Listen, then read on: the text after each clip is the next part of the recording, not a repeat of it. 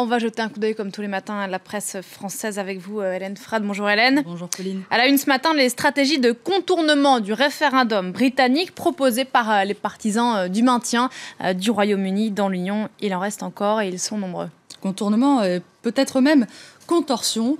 Faut-il jouer la montre, revoter, partir tout en gardant les avantages? À Londres, une petite musique serait en train de monter d'après Libération. Et si finalement le Brexit n'avait pas lieu et s'il était possible finalement d'empêcher le divorce? Du Brexit au Brexpchit, s'interroge le journal. Le Premier ministre, vous l'avez dit, David Cameron, tergiverse, dit vouloir laisser à son successeur le soin d'enclencher le compte à rebours pour sortir de l'UE.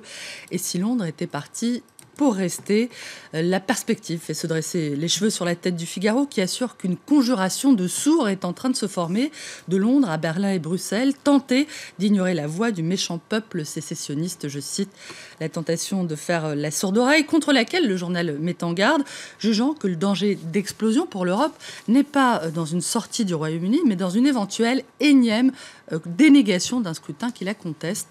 La Grande-Bretagne est entourée d'eau et ses dirigeants ne manquent pas d'air, écrit La Croix, qui juge que cette temporisation doit être combattue car elle est dangereuse. Les négociations doivent être engagées le plus vite possible pour deux raisons, explique le journal. D'abord, pour réduire au minimum une période d'incertitude qui aura un effet très délétère sur le plan économique. Ensuite, parce qu'il faut respecter la volonté du peuple britannique au sein de l'Union européenne, rappelle La Croix. On a déjà fait plusieurs fois l'expérience de ruser face à des référendums hostiles. L'Europe n'y a pas gagné grand-chose d'autre qu'un renforcement des courants extrémistes. Les dirigeants européens qui affichent en tout cas leur volonté d'engager rapidement le processus de sortie. Paris, Berlin et Rome sont unis face à Londres, assurent les Échos, qui font toutefois état de divergence entre François Hollande, qui dit qu'il ne faut pas perdre de temps avec le départ de la Grande-Bretagne, et Angela Merkel, qui juge qu'il faut analyser la situation avec calme et discernement. Je la cite pour Le Figaro. Là n'est pas le plus inquiétant.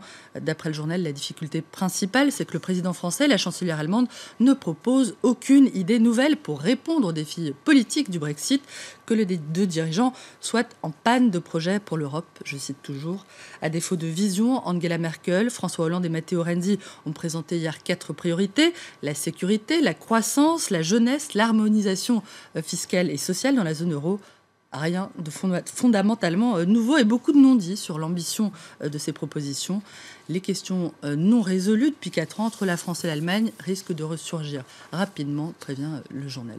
François Hollande qui a par ailleurs reçu à l'Élysée Mohamed Ben Salman, le ministre de la Défense et vice-prince héritier saoudien. Le dernier fils du roi est en visite en France pour 2 jours, d'après Libération, qui raconte que le jeune vice-héritier est venu notamment faire connaître son projet Vision 2030, un programme de réforme jugé ambitieux et qui susciterait des regards dubitatifs à l'intérieur comme à l'extérieur du royaume, selon Libé. Stéphane Lacroix, qui est un spécialiste de l'Arabie saoudite, assure qu'au-delà du vice-prince héritier, les Saoudiens sont actuellement en demande d'Europe depuis que leur relation avec les Américains se dégrade. Selon lui, le Brexit, qui pourrait toucher les investissements des pays du Golfe au Royaume-Uni, devrait jouer en faveur de la France, devenue le canal privilégié vers l'Europe. À la une également, aujourd'hui, on en parlait dans le journal, la 11e journée de mobilisation contre la loi travail. Les syndicats, vous l'avez dit, demandent toujours le retrait du texte et notamment de son article 2 qui prévoit de donner plus de poids aux accords d'entreprise par rapport aux accords de branche. Une disposition qui impliquera que beaucoup d'entreprises chercheront à négocier à la baisse les droits des salariés, d'après 64% des personnes interrogées par Le Parisien, qui ironisent sur l'autorisation de manifester accordée aux syndicats. La semaine dernière, c'était non. Cette semaine, c'est oui. Oubliez le feuilleton de l'interdiction, puis finalement l'autorisation du défilé sur un périmètre restreint. Cette fois, la préfecture a donné son feu vert pour une manifestation normale, entre guillemets. C'est assez étrange, car entre-temps, rien n'a changé, remarque un organisateur de la CGT. Une perplexité qui est partagée par certains syndicats de policiers, très remontés aussi, nous dit-on, contre une fresque d'art urbain qui est exposée en ce moment à Grenoble dans le cadre d'un festival de street art baptisé «L'État matraquant la liberté». L'œuvre n'est pas du goût non plus du ministre de l'Intérieur qui n'a pas hésité à le faire savoir. Réponse du maire de Grenoble: si le ministre de l'Intérieur a un avis sur la question, il faut qu'il publie une liste d'œuvres autorisées.